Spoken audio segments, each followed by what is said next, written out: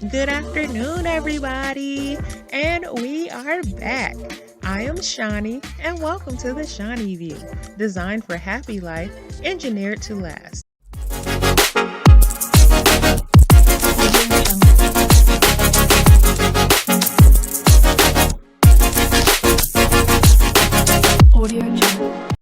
The purpose of my podcast is to exemplify dreams and goals and how to achieve them through self motivation and inspiration from others. There is a saying, give a man a fish and you feed him for a day. Teach a man to fish and you feed him for a lifetime. Today's episode will be on a topic suggested by a listener. That topic is social media depression. It is a real thing that affects many people, young and old.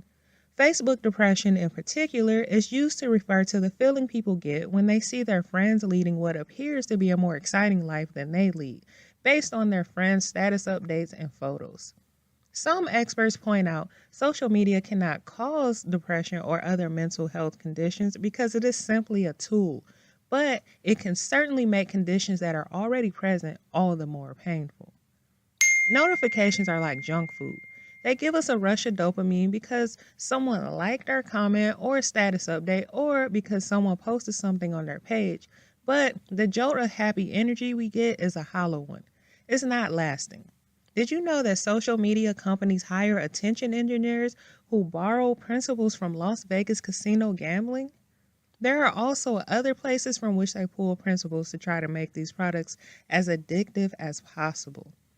Dopamine is the chemical that makes us feel good when we smoke, when we drink, and when we gamble. And in this generation, we have unlimited access to this chemical through social media and cell phones when we're coping with significant stressors. So when this stress shows up in our lives, if we don't have healthy coping skills, we don't turn to people, we turn to alcohol, drugs, gambling, and now social media, which has been added to the list. It's now seen as an addiction. Just like anything else, too much of a good thing can quickly become a bad thing. Social media should not be used as a crutch. It should not be our go-to activity when we need our spirits lifted. In fact, it may do the exact opposite and promote negative experiences such as inadequacy about your life or appearance. This generation is good at putting filters on everything. People look like they have a much better life than they really do. People are posting pictures of when they are really happy, and some even modify those pictures to be better looking or happier than they really are. We learned years ago that people were airbrushed in magazines, and some people are still learning that the magic of makeup and surgery can just do miraculous things. Don't get confused by looking at these beautiful and happy people on social media and start comparing yourself to them. You don't see the unfiltered behind the scenes, day-to-day bland status quo, and you end up comparing your behind the scenes to the other people's fake highlight reel and using them as a mirror or benchmark for how you should look or how successful you should be or live. In all actuality, you will become your happier self when you stop putting pressure on yourself to be like someone else. Don't get me wrong. Social media can be a wonderful thing. It can connect us to people we haven't talked to in years, and it can allow us to share photos with family members who live hundreds of miles away.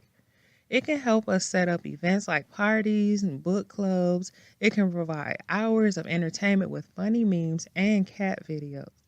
People use social media for many things such as socializing, finding and sharing information, and shopping. These are just a few of the ways that social media can improve people's lives.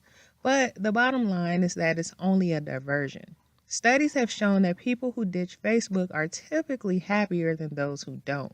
However, if you feel like cutting the cord is just too much for you to handle, then take steps to reduce your usage if you feel it is becoming too draining. Much more fulfilling is spending the day with friends rather than settling for communicating with them online. As for myself, I honestly use social media to view funny videos and memes, but also to keep in touch with family and friends in the masses. Because if you really know me, you know that the best way to reach me is through text or social media. I will speak to certain people, but I don't grant everyone access into my personal life. I post pictures because I'm a picture person, hence the reason my first self-published book is about a kid and his love for photography. Had it not been for promoting my book and my podcast, I would actually be on one of my infamous social media breaks right now. But since I use it as a tool to promote weekly episodes of The Shawnee View, then I have to find an alternative way to take my breaks. These breaks last anywhere from a month to a year. I usually take them when I find myself being too involved online or distracted from things that really matter the most. Not only is my phone usually face down, but I also mute any and all notifications to include the ringer on my phone. I only turn them on if I'm expecting an important call or email. I apply these practices because they grant me the exception of not being drained or programmed. But with these practices, to each his own.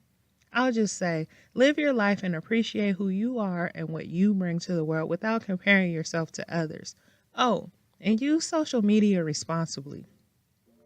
Next week's topic will be another suggestion from a listener. Keep them coming, people.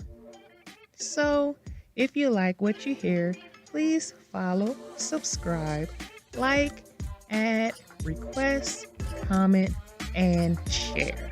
Yeah, all of that good stuff. See you Monday.